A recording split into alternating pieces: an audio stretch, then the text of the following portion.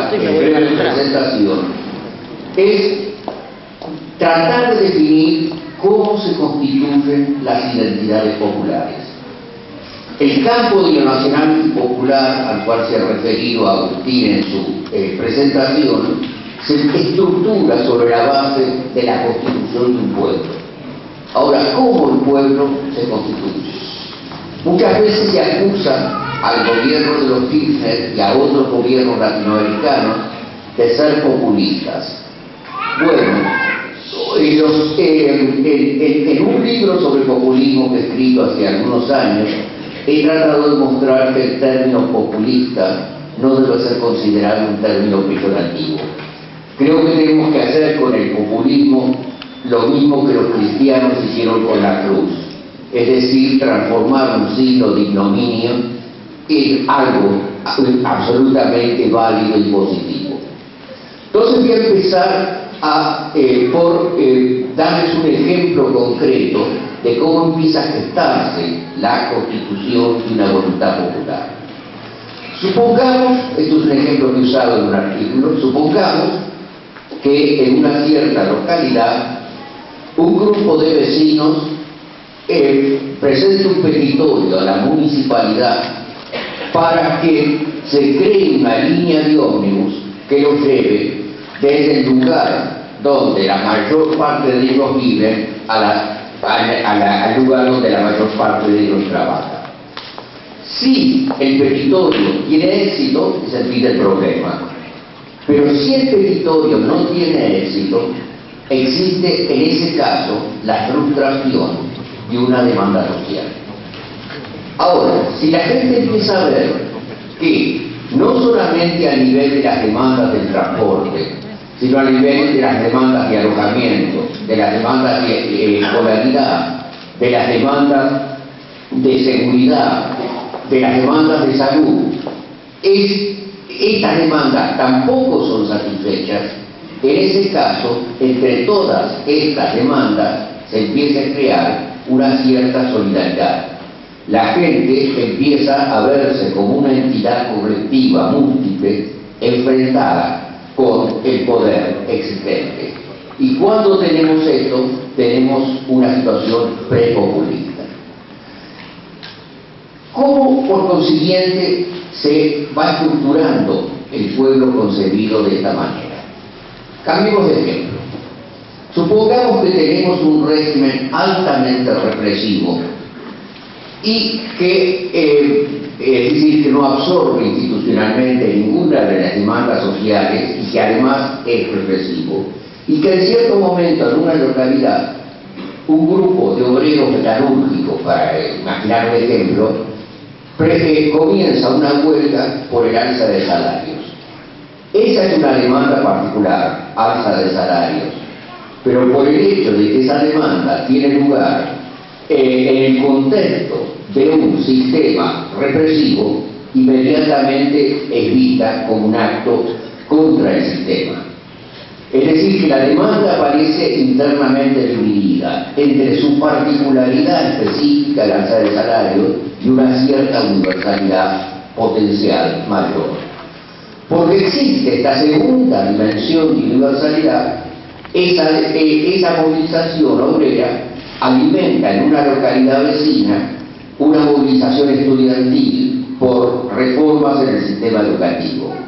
El particularismo de las dos demandas, alza de salario y reforma del sistema educativo, implica que las dos movilizaciones son muy distintas la una de la otra. Pero por el hecho de que las dos son vistas como formas de oposición al sistema, establece un cierto parentesco entre ambas. Y en una tercera localidad, los políticos pueden empezar a movilizarse por la libertad de prensa. Y así sucesivamente, una serie de demandas frustradas comienzan a establecer lo que yo he llamado una cadena equivalencial. Esa cadena equivalencial es la primera precondición para la constitución de un pueblo. Pero no alcanza.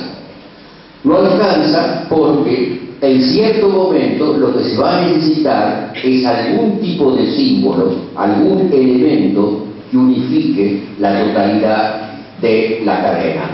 Es decir, tiene que cristalizar en algún tipo de símbolo global a través del cual la identidad popular se constituye en el sentido fuerte del término.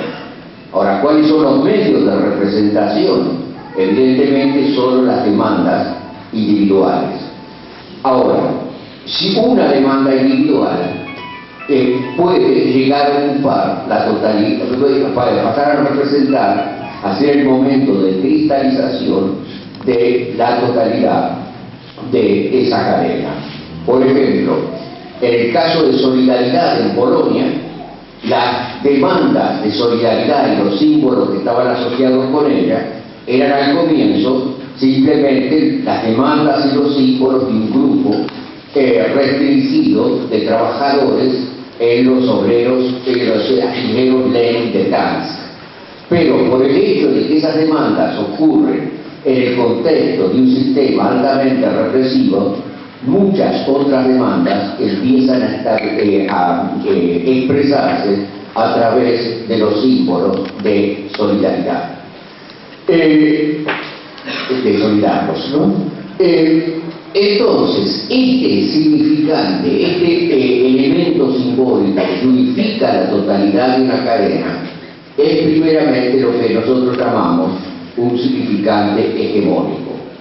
Hegemonía es el proceso por el cual una cierta particularidad pasa a ser representativa de una universalidad que la rebasa. Y también es lo que hemos llamado un significante vacío. ¿Vacío en qué sentido? Que si estos símbolos tienen que representar la totalidad de la cadena, tienen que ir perdiendo la conexión con la particularidad inicial que comenzó el proceso. Es decir, que cualquier símbolo popular exitoso va a vaciarse de contenidos específicos. La tan mentada vaguedad de los símbolos populistas es precisamente la expresión de su eficacia política. No se podrían estos símbolos constituir de otra manera.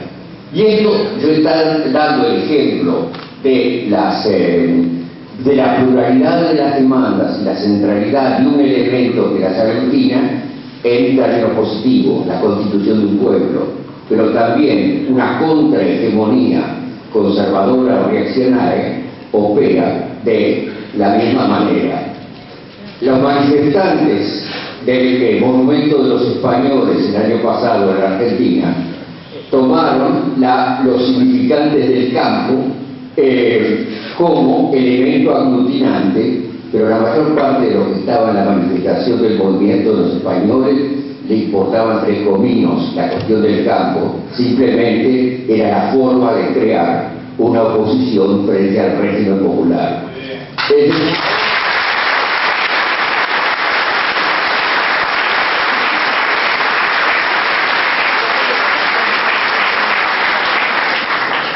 Ahora bien, aquí tenemos un doble aspecto que quisiera señalar. Nosotros podemos tener una hegemonía expansiva que se va constituyendo a través de la creación de estas cadenas equivalenciales. Pero podemos tener también una política inversa que trata de romper las cadenas equivalenciales, disolver la unidad popular y tratar diferencialmente cada uno de los elementos de esta cadena. Cuando tenemos esta situación, tenemos, por el contrario, institucionalismo en el sentido fuerte de la palabra. Yo creo que todo espectro político siempre se constituye a través de un continuum entre dos polos. Movilización pura, eso es el polo populista. Institucionalidad pura es el reemplazo de la política por la administración.